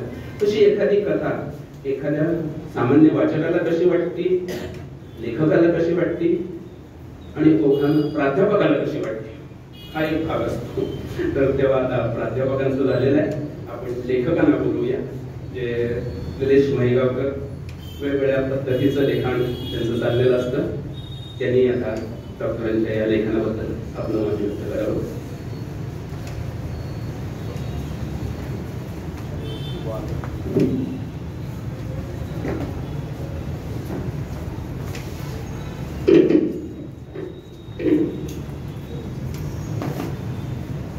सन्माननीय व्यासपीठ आणि डॉक्टरांवर प्रेम करणारी इथं उपस्थित आपण सगळेच, पुढे जाण्याआधी संयोजकांना एक विनंती मी करणार आहे. ज्या व्यासपीठावर निरंजन परांडे असतील त्या व्यासपीठावर आधी आम्हाला बोलायची संधी देत, कारण त्यांनी एकदा बॅटिंगला सुरुवात केली की आम्हाला ओव्हर शिल्लक राहत. आणि मुळात लेखक हा लिहिण्यातून व्यक्त होत असतो, बोलणं माझं पेंड नाहीये. कार्यक्रमाला इथं माझं या कार्यक्रमाच्या अनुषंगानं मनोगत व्यक्त करण्याअगोदर डॉक्टर आह साळुंखेची एक छानशी रूपकथा आहे, ती मला इथं उद्धृत करायला आवडेल. डॉक्टर एका कथेत सांगतात की एक बाप आणि एक मुलगा एका वरातीमध्ये गेलेले असतात.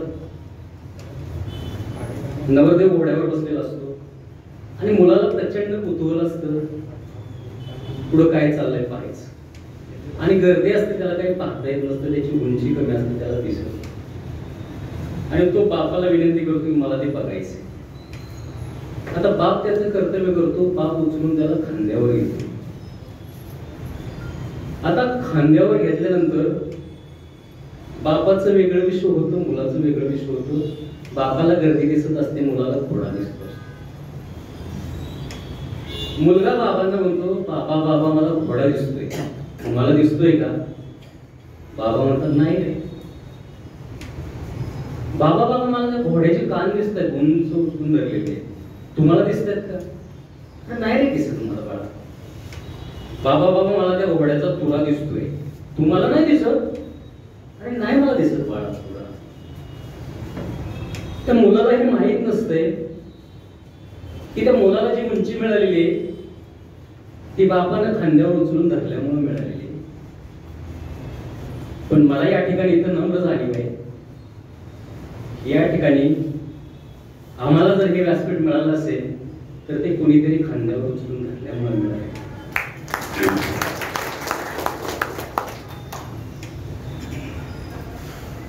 आज डॉक्टरांचं 25वं पुस्तक आहे. पुस्तकातले डॉक्टर राजेंद्र माने आणि पुस्तकाबाहेरचे म्हणण्यापेक्षा पुस्तकासाठीचे डॉक्टर राजेंद्र माने अशी मला दोन व्यक्तिमत्व दिसत आहेत. म्हणजे गेली 30-35 वर्ष हा माणूस सातत्याने लिहितो आहे.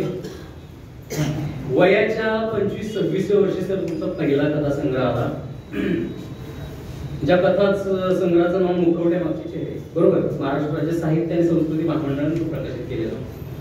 आणि या गोष्टीला आता 35 वर्ष लोटून गेली आणि डॉक्टर अव्याहतपणे लिहित आहेत. 25 वर्ष हा छोटा काळ नाही.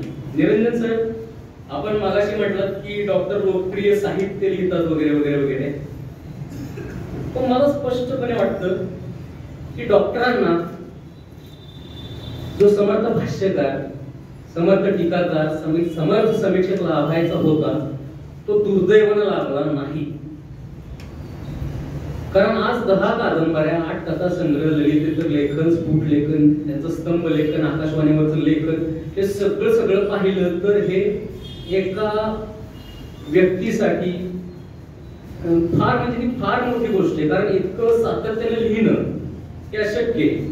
आणि मग अशा वेळी अशा माणसाला एखादा समर्थ भाष्यकार न लाभणं ही आपल्या साहित्यातली साहित्याची मला तरी वाटतं अशी वाट झालेली नाही का? कारण का आपण असं वेगळेपण करतो की लोकप्रिय साहित्य वेगळं आणि तुमचं इतर सामाजिक साहित्य वेगळं. मुळात सामाजिक काय असतो म्हणजे मध्यमवर्गीयांच्या जाणीवा टिकणं ही सामाजिक गोष्ट नाही का? मध्यमवर्गीय ही माणसं नाहीत का? जो मध्यमवर्गीय सत्ता पालक करू शकतो त्या मध्यमवर्गीयाच्या साहित्यातून जाणीवा जर जो माणूस टिपत असेल तर त्याला काय तुम्ही साहित्य म्हणू शकत नाही का? पण त्याची समीक्षक नोंद, बरं समीक्षकाने नोंद घेतली तर ते साहित्य छान असतं का? माडगुळकर म्हणायचे की समीक्षा ही पाण्यावरची अक्षर असतात, ही पाषाणावरची नसतात आणि पाण्यावरची अक्षर धुवून जातात.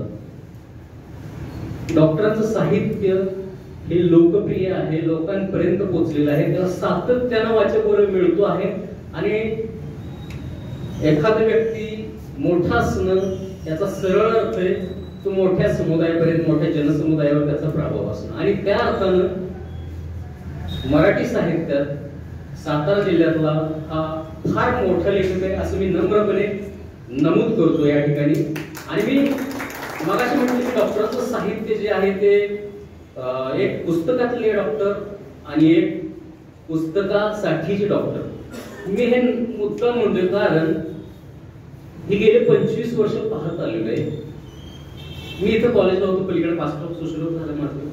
मी सातत्याने इकडे जाणे नसायचं माझं, आणि दर 4 दिवसांनी डॉक्टरांचा काही ना काहीतरी कार्यक्रम इथं पाठवून चालला असायचा. आणि आवर्जून यायचो, कोपऱ्यात असंच बसायचो आणि छानपैकी डॉक्टरांना ऐकायचो. पण आतून वाटायचं की हा फार मोठा माणूस आहे, सारखायचं पेपर काही ना काही छापून येतं, ऐकायला छान छान मिळत असतं, आपल्याला ही संधी कधी मिळेल. बघा सदिच्छा कशा कामाला येतात. ते आमच्या सिनेमात एक वाक्य आहे, अगर आप किसी दिल को सच्चे चीज को सच्चे दिल से चाहो तो पूरे कायनात आपको उसे मिलाने में जुट जाते हैं. तर ते हे सद्भाग्य मिळालं, पण ते मी सद्भाग्य समजतो. आणि इथं उभं राहायची संधी मिळालेली आहे. तर 2 सुयांनी न गुंता होता गोठ विणणारा हा अद्भुत माणूस आहे असं मी इथं निवेदन करतो. निरंजनने डॉक्टरांच्या कथेसंबंधानं काही स्टेटमेंट्स केली. मी सिनेमातला माणूस आहे निरंजन, मला स्पॉइलर द्यायला आवडत नाही, आणि तुम्ही तिन्ही कथांचे स्पॉइलर देऊन टाकलेले. त्यामुळे विकत घेणारे लोक तो विचार करणार नाही, ते विकत घेणारच. कारण मला असं वाटतं की सिनेमा आणि साहित्यात मूलभूत फरक आहे की सिनेमा क्रॉप्ट असतो, ती एक दिग्दर्शक नियंत्रित चौकट असते, आणि साहित्य हे पसरट असतं. तिथं मानवी भावभावनांना, त्याचा एक्सप्रेशनला, त्याचा विस्तार करायला फार अफलातून संधी असते. आणि लेखकाचं आणि वाचकाचं नातं निव्वळ त्या गोष्टीमुळे जोडलेलं असतं. आज मीच नाही, तुम्हीच नाही, तर 100 जणांनीही ती पुन्हा पुन्हा मौनाचं कुलूप कथा सांगितली तरीही ती वाचण्याचा मोह होणारच, भले तर तिचा शेवट काही असो. मात्र डॉक्टरांचं वैशिष्ट्य हे आहे की मी ती कथा वाचत होतो आणि मला उत्कंठा लागली कथेचा शेवट काय असेल.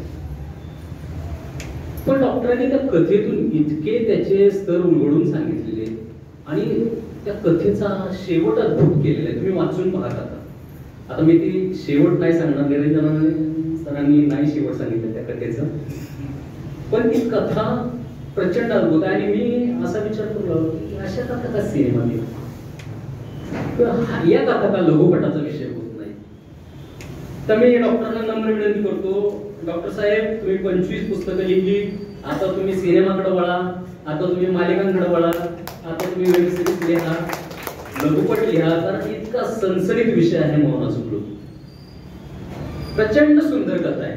आणि मला थोडस वाटून गेलं की मी काय माध्यमातला म्हणून हे मौनाचं कुलूप त्या प्रकाशन समारंभाला सरांनी मला बोलवलं काय, आणि त्याच्या निमित्तानं पुढे काय सिनेमा वगैरे करायचा विचार आहे काय सरांचा, कारण त्याला आर्ट फिल्मचा विषय म्हणतात. ही मौनाचं कुलूप ही कथा. निरंजनने मगाशी केळ या कथेचा रेफरन्स दिला. केळ ही अतिशय सुंदर कथा आहे. ही वाचताना मला आतून वाटत होतं की ही शैली कुठं वाचलेली आहे का, जी शैली मला ती वाटली. आणि पद्माकर सॉरी पाठकजींनी जे त्याचा रेफरन्स दिला त्याच्यातल्या एका अंशाचा, अतिशय सुंदर. म्हणजे ते जर वाक्य तुम्ही वाचलं तर तुम्हाला जीए इंक आहे असं साक्षात भास होतो. पण त्याला मला त्याच्या पुढची माहिती कळाली की ही कथा, या कथेला ललितचं लेखनाचं पहिलं पारितोषिक आहे. आणि जीएच्या कैरी कथेचं एक्सटेन्शन म्हणून जी स्पर्धा भरवलेली तिला राज्यभरातून सर्वोत्कृष्ट लेखनाचं पारितोषिक आहे. म्हणजे हा माणूस परगाय प्रवेशही करू शकतो, तेवढा दर्जादार लिहित आलेले आहे. तितकं जेएनच्या तुलनेनं जेएनला स्पर्श करू शकतो हे त्यांनी वेळोवेळी सिद्ध केलेले आहे. मग तरीही डॉक्टर माने सरांच्या गोष्टी कथा ह्या शहरी मध्यम वर्गाशी का जोडलेले आहेत, त्याचं प्रतिबिंब त्या शहरी मध्यम वर्गात का दिसतं जास्त. तर माझं प्रामाणिक मत आहे त्याचं एकमेव उत्तर असतं तो आपल्या मनाचा कल असतो. म्हणजे माडगुळकर म्हणतात की टेलिफोन ऑपरेटरला ना नंबर पाठ असतात किंवा एक जो चर्मकार असतो त्याला रस्त्याने येताना जाताना ती पायतनच दिसत असतात. लेखकाचं वेगळं काही नसतं, त्याचं जे अनुभव विश्व असतं त्याने ज्यावरती पाहिलेलं असतं, जगलेलं असतं, जाणवलेलं असतं ते कुठंतरी आज साठवून बसतो. आणि आपली जशी आपली एक बायको बघा प्रॅक्टिस असते की कुठं कुठं पैसे साठवून ठेवते आणि अचानक गरज पडली बाहेर काढते, तसं लेखकाचं घडतं. ते मी नाही म्हणत, ते माडगुळकरांनी लिहून ठेवलेलं आहे आणि मग ते कुठून तरी साहित्याच्या माध्यमातून बाहेर पडत असतं. मला वाटतंय डॉक्टर त्या 10x10च्या हॉस्पिटलमध्ये ओपीडी मध्ये जे काही त्यांचे 4, 8, 10 तास घालवतात, इतर कुठल्याही माणसानं इतकं बहुस्तरीय, इतकं वैविध्यपूर्ण, इतकं तळागाळातलं आयुष्य, त्यांची वेदना, व्यथा, दुःख कोणीही पाहिलेलं नसेल. डॉक्टर या माणसाकडं प्रत्येक स्तरातला माणूस येत असतो, भेटत असतो आणि आल्यानंतर त्याच्या आयुष्याची गोष्ट सांगतात. डॉक्टरांनी उलगडलेलं आहे की मला कथा कशी सुचत जाते आणि त्याचं एकमेव कारण आहे की डॉक्टरांचा डॉक्टर असलेला पेशा. पण ते तेवढ्यापुरते मालिकेत राहत नाहीत. तुम्ही जर म्हणाल त्यांचं लेखन मध्यमवर्गीय जाणीव अजिबात नाही. लोकसंस्कृतीचा गाभारासारखं अतिशय उत्तम सदर, ज्यानं गाव पाहिलेला आहे, गाव गाडा पाहिलेला आहे, ज्यांना सगळी गोतावळा पाहिलेला आहे, तोच माणूस लिहू शकतो असं माझं ठाम प्रतिपादन आहे. आणि इतकं सुंदर सदर त्यांनी लोकसंस्कृतीचा गाभारा लिहिलेलं आहे. आणि खरे तर मी डॉक्टरांशी जोडला जाणं याला ते सदर कारणीभूत आहे. मी ते लोकसंस्कृतीचा गाभारा वाचला आणि डॉक्टरांच्या थेट हॉस्पिटलमध्ये गेलो. डॉक्टर म्हटलं तुम्ही फार छान लिहिले, तर मी तुम्हाला ओळखतो, तुम्ही छान सुंदर लिहिता. माझी त्यांनी आदराने विचारपूस केली आणि म्हटले तू काय करतो? म्हटलं लिहितो थोडंफार इकडे तिकडे. तर तिथं सरांनी मला विषय दिला लिहायला. म्हणजे बघा, ज्याच्याकडं आधीच भरलेले तो दुसऱ्याला देऊ शकतो असं कोणीही देऊ शकत नाही. तर त्याने मला एक छानसा विषय दिला लिहायला. मी त्याच्यावर थोडंफार कामही केलं. नंतर ते भविष्यात ते एका ह्याच्यावर आलं नाही, पण एक प्रेरणा देणारा माणूस आहे ना काय असतो. म्हणजे ही गोष्ट आहे 15 वर्षापूर्वीची. 15 वर्षापासून आतापर्यंत माझा आणि डॉक्टरांचा ऋणानुबंध आहे, तो अजूनही सुरूच आहे. आता थोडस डॉक्टरांच्या कथालेखनाच्या वैशिष्ट्यांकडे येतो. डॉक्टरांची कथा आहे ना ही स्त्रियांचं मोठं भविष्य उलगडते. निरंजनी 2-3 कथांचा संदर्भ दिला, पण आहे ना मला असं वाटतं प्रामाणिकपणे की या लेखनाला, डॉक्टरांच्या लेखनाला आईचा पदर लावलेला आहे. त्याशिवाय इतकं सुंदर कोणी लिहू शकत नाही. कारण स्त्रियांवर लिहायचं तर एक तर स्त्री झालं पाहिजे किंवा त्या माणसाकडं कमालीचं मातृत्व किंवा ते मातृहृदयी माणूस असलं पाहिजे. आणि डॉक्टरांच्या लेखनात म्हणजे विशेषतः मौनाचं कुलूप ही स्त्रियांची गोष्ट आहे.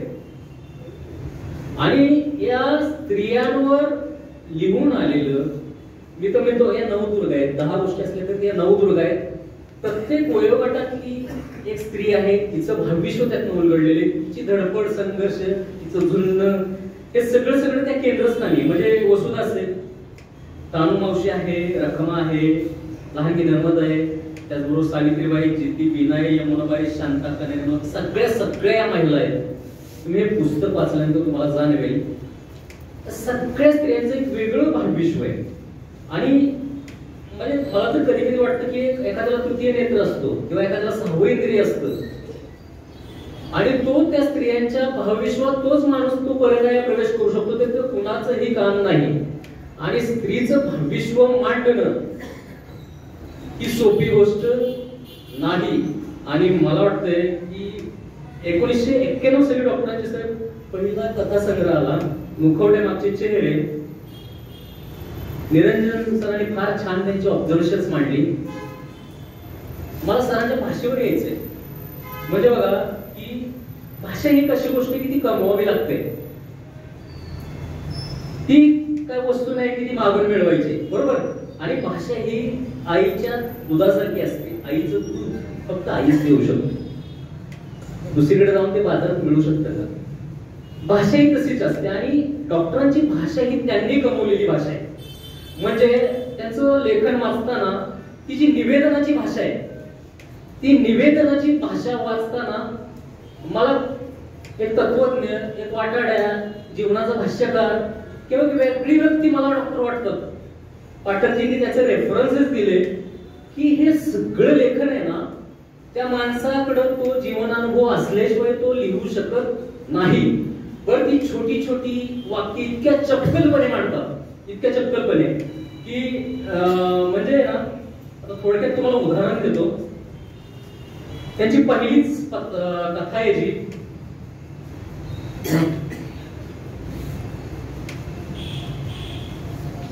पटलं तर भाई म्हणा, निरंजन आपण रेफरन्स दिला. त्याच्या आधी केळे ही कथा सांगितली, ज्याला ह्याचा रेफरन्स दिलेला आहे, कैरी या कथेचं एक्सटेन्शन म्हणून ही कथा आलेली. तर पहा,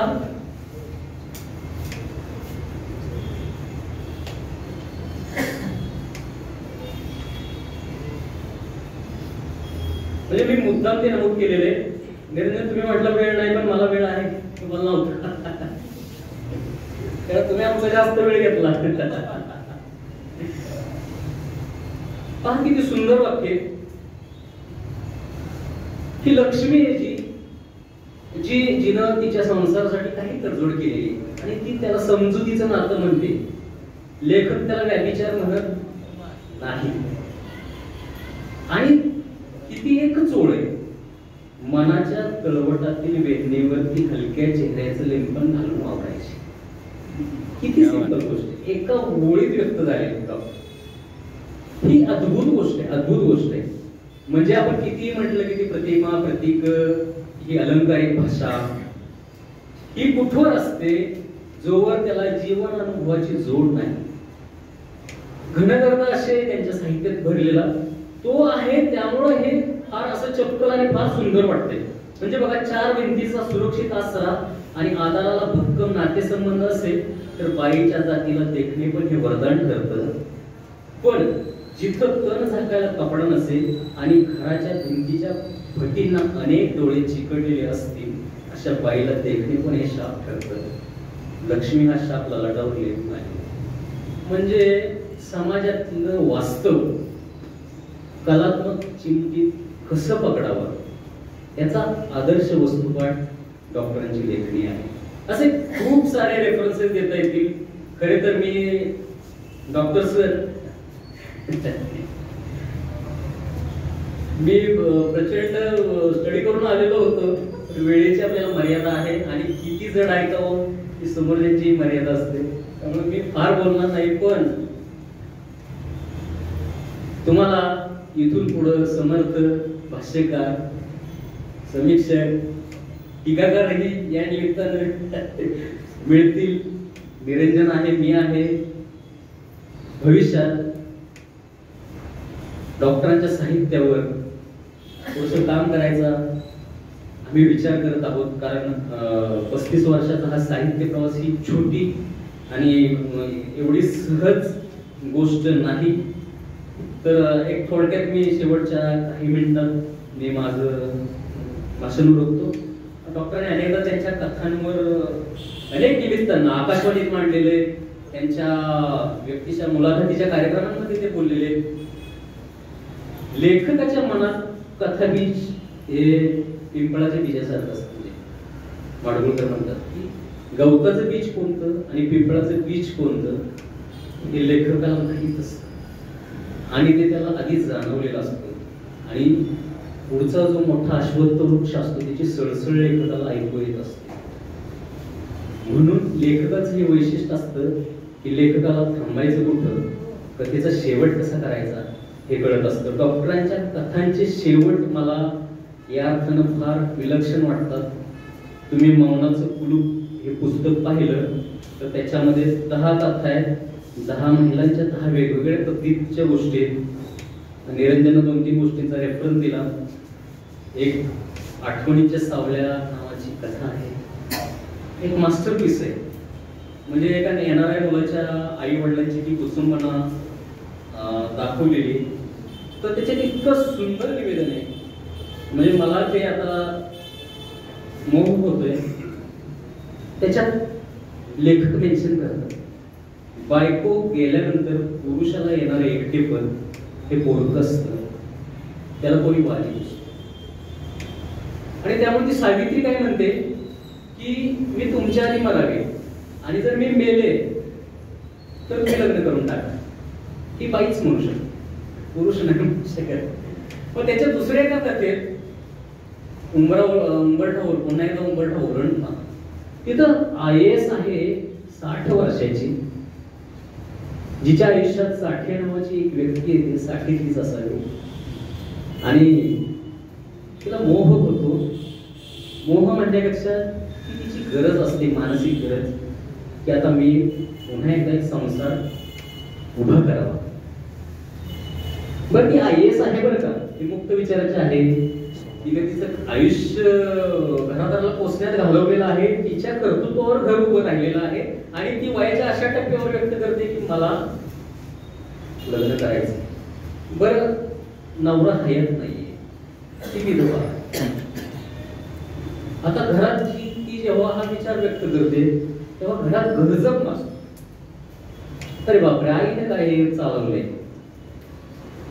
मुलगा थोडासा एक लिबरल आहे, थोडासा एक कंजेस्टेड आहे,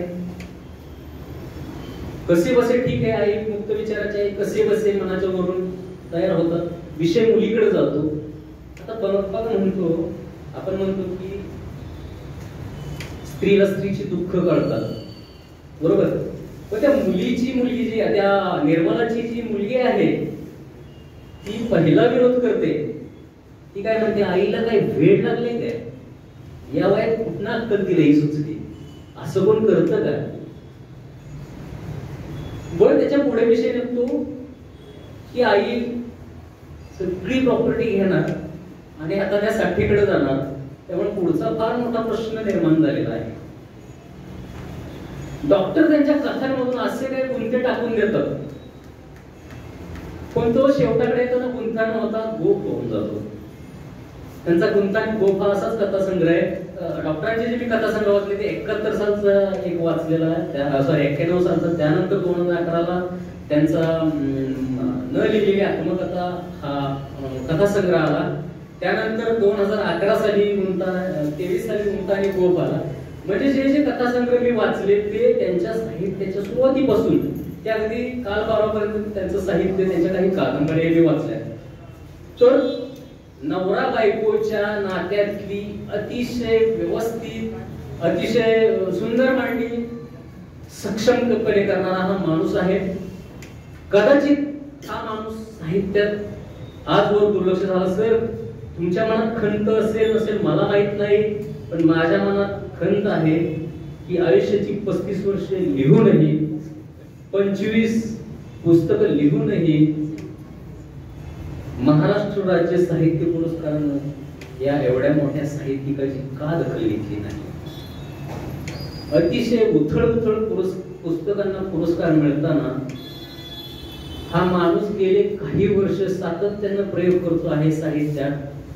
डॉक्टर मला माहित नाही तुम्ही पुरस्काराला पुस्तक पाठवता का नाही, का बंद झाला आता तुम्ही पुरस्काराला पुस्तकं पाठवायचं. पण जबाबदार साहित्य संस्थांनी अशा एवढ्या मोठ्या लेखकाची जरूर दखल घ्यावी असं मला नम्रपणे वाटतं. आणि शेवटाकडे येतो मी, कथेतलीच गोष्ट मांडतो मी. एक कथा आहे, मला ती इतकी सुंदर, इतकी आवडलेली, तिचा शेवटाकडे जाताना मी आवर्जून हे का वाचून दाखवतो, कारण माझ्या आयुष्यातले जे गुंते आहेत, तुमच्या आयुष्यातले जे गुंते आहेत, किंवा इतर सगळ्यांच्या इथल्या उपस्थित आयुष्यातले गुंते आहेत, त्याचा गोफ कसा करायचा ते एका बाईच्या तोंडून डॉक्टरने अतिशय सुंदरपणे मांडलेलं आहे. आणि ते जर आपण आपल्या आयुष्यात अप्लाय केलं तर मला वाटतंय फार नात्यांमध्ये ताणतणाव, टोकाची भांडण आणि हे सगळं राहणार नाही. आणि आवर्जून मी तो पॅरा वाचून दाखवणार आहे, मी थांबणार आहे. त्या पॅरामध्ये मला फार छान आवडलेली कथा आहे अस्तर नावाची. मी सगळ्या कथा वाचल्या आहेत सर, आणि मी त्याच्यावर विस्ताराने लिहिणार आहे. शांताक्का ही एक महिला आहे साठीकडची, आयुष्यभर काबाड कष्ट केलेले, दोन्ही वाटी, घरातल्यांचं पाहिलं, बरं नको, सासू सुनेचं केलं, मुलाचं पाहिलं, नातवंडांना खेळवलं. एका क्षणाला तिला जाणीव झाली की मी हे कशासाठी करते, कुणासाठी करते. आणि ती खरी घर सोडून निघायच्या प्रयत्नात आहे. तिने घर सोडलेले, बस स्टॉपला आलेले, पण ती बाई जाऊ कुठेतरी जाणार, भावाकडे, नातेवाईकाकडे. तर ती ठरवते की पुण्याला माझं भावाकडे जाते. तर ती जाताना तिला एसटी मध्ये एक महिला भेटते, थोडीफार कमीच वयाची आहे ती. तिला आधी शिष्ट वाटते आणि नंतर दोघींचं मैत्र जुळतं. आणि ती जे काही सांगते ते नवरा बायकोच्या नात्यातलं, सासू सुनांच्या नात्यातलं सगळ्या गोष्टींचं सार आहे.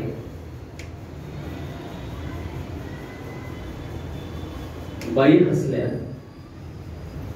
आणि म्हणाल्या, ते प्रयत्नानं जमवून घेतलं.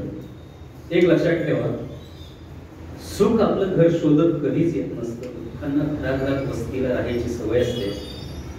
सुख आपण शोधून त्याला बोट धरून घराकडे आणायचं असतं. हे शांताकाल कधीच कळलं नाही.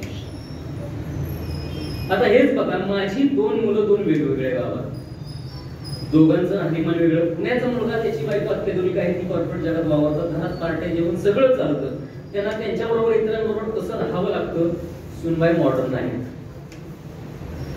जीन्स टी शर्ट असे कपडे सर्रास वापरतात. नातवंडेही तशीच, पिझ्झा बर्गर खाणारी.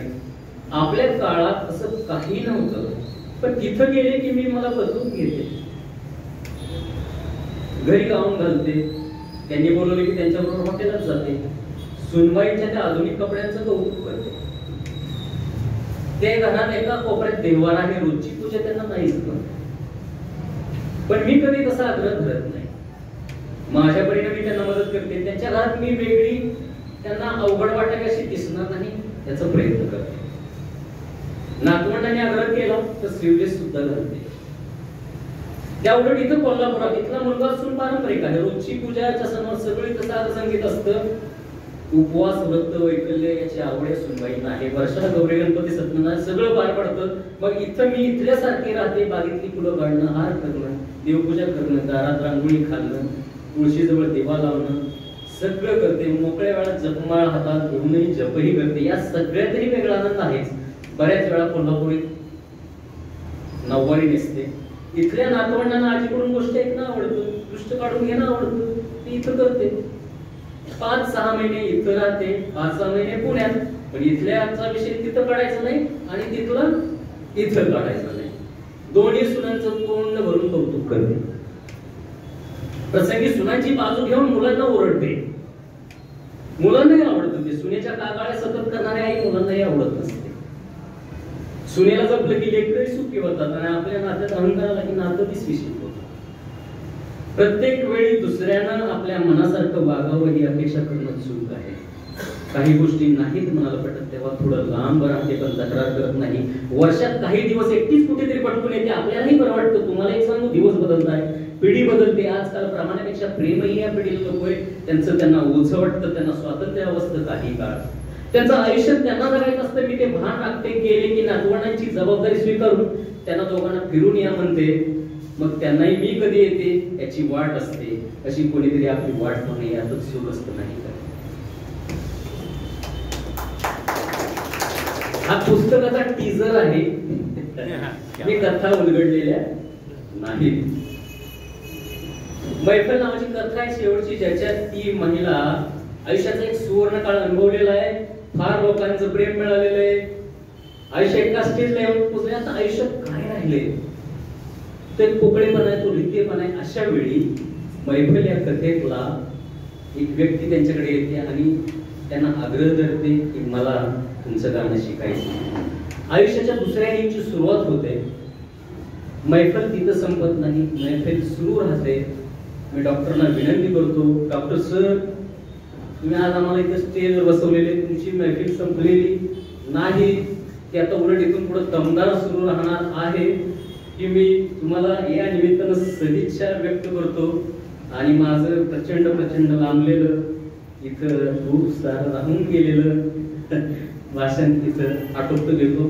आणि सर, तुम्ही फार अत्यंत प्रेमानं मी नेहमी म्हणतो की आम्ही गावाकडची पोरं कुणीही नव्हतो, डॉक्टरांमुळे आम्ही ओळखले जाऊ लागलो. आणि असंही नाहीये की आता पुढे स्टेजवर बसतो की आम्ही स्टेजचे झालो. पिठात बसून टाळ्या वाजवण्यातला आनंद फार मोठा असतो. वर बसल्यावर अवघडले पण असतं, ऑकवर्डनेस असतो, तो इथून पुढं न मिळो ही सदिच्छा व्यक्त करतो. पुढे सगळे ज्येष्ठ श्रेष्ठ बसलेले, सगळ्यांची नावं घेता येत नाही. तुम्ही सर्व सरांच्या प्रेमापोटी इथं आलेल्या सगळ्यांना मी नमस्कार करतो आणि मी इथं थांबतो. धन्यवाद.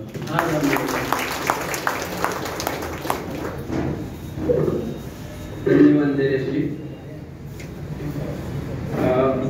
या ठिकाणी थोडस मला असं साहित्यिक भाषेत सांगायचं तर असं म्हणता येईल की खूप काही सांडलेलं होतं खाली, त्यातलं प्राध्यापकाने काही भरलं आणि राहिलेलं लेखकाने भरलं.